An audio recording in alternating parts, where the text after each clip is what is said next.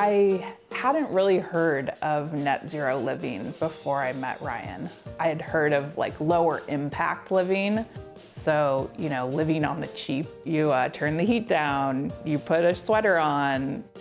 My mantra is that the future is efficient, electric, and renewable. I'm Ryan Shanahan, I'm 41 years old. I'm Megan Milligan, I'm 39 years old, and we converted our house into a net zero home.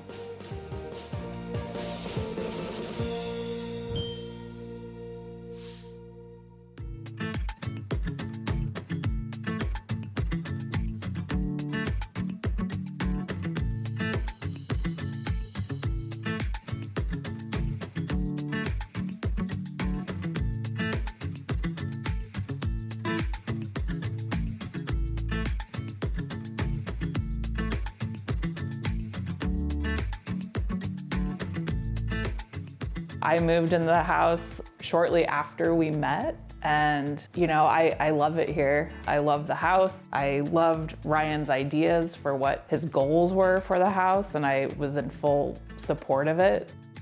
I knew this was the right house for me because not only did I like the way it looked aesthetically, but it had some really critical things that I knew were hard to change, which means expensive to change. It's a rectangle, so the long side of the rectangle faces south. That's ideal for energy efficiency. It also means that I have south-facing roof line, which is ideal for solar.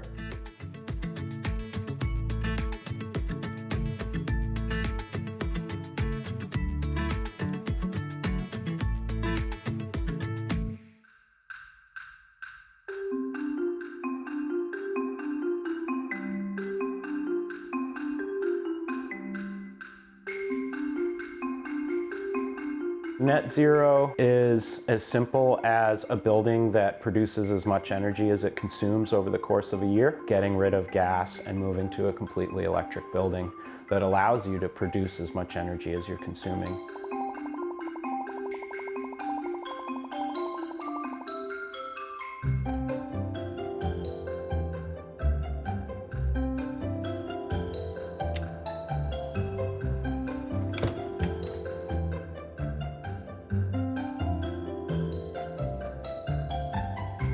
Buildings represent 40% roughly of greenhouse gas emissions. That's a huge nugget that we can address through retrofitting buildings and building new homes to operate at net zero.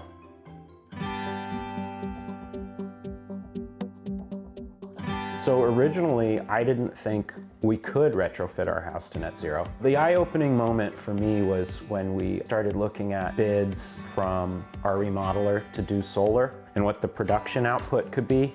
The solar output looked like it could cover 85% of our current energy use at the time.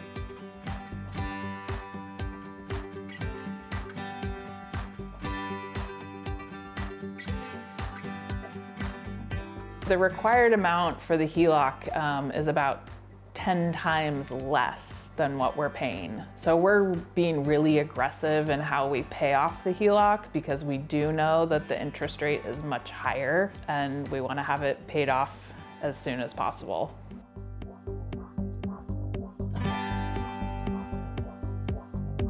To make the house net zero, the biggest changes were insulation and air sealing, coupled with heat pumps for space heating and a heat pump water heater for water heating, Energy Star appliances, LED light bulbs, and a 7.15 kW solar system on the roof that produces roughly 110% of our energy.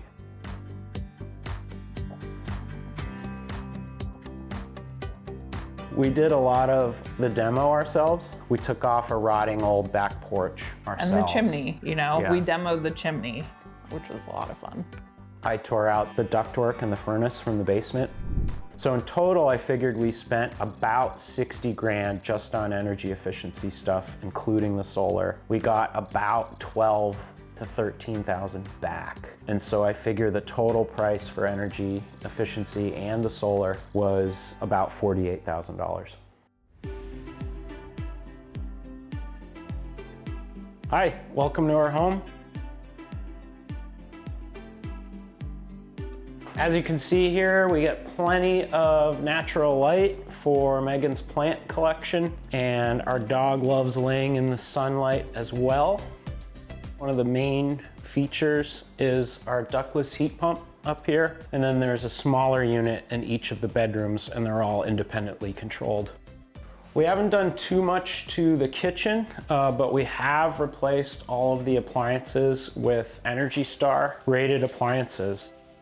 So upstairs we have 2 bedrooms and a dormer area in the middle. Over here we have south-facing windows. We're actually underneath all of the solar panels out on the roof right now. So this is that outdoor compressor for the ductless heat pump. Right now, it's literally pulling outdoor air in through the back, grabbing some of the heat energy out of it, and then blowing out colder air than it pulls in.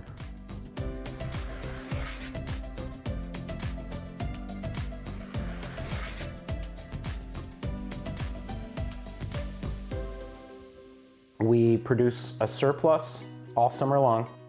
The sun is shining more than we consume. And then all winter long, we have credits from the net metering program. After the first year of having a net zero house, we realized we had a 10% surplus. We actually started using that surplus when we got an electric car a year later. And we end up paying a little bit in electricity, but it's really just to fuel the car. I monitor our energy consumption using an energy monitoring software called Sense. It monitors total consumption and total production in real time, but it also logs all kinds of data that I can look at in any increment you want. Like I can look at yearly data, which of course is really handy for looking at whether you're net zero. Assuming a 4% increase in the cost of energy, all of our investments will pay for themselves somewhere between year 16 and year 17. It's kind of all gravy from there. We're in it for the long run at this point. We've invested so much. We love this home. What I would say to somebody who doesn't feel like they can afford to make these kinds of investments is to start with the small stuff. That's where we started too. So one of the easiest things you can do is replace all the light bulbs in your house with LEDs. If you're buying a new car, if you're buying a new heating system, if you're buying a new water heater, if you're buying a new stove, buy the electric version, get the efficient version, capture the available incentives that exist, because you put it all together and you could actually get somewhere.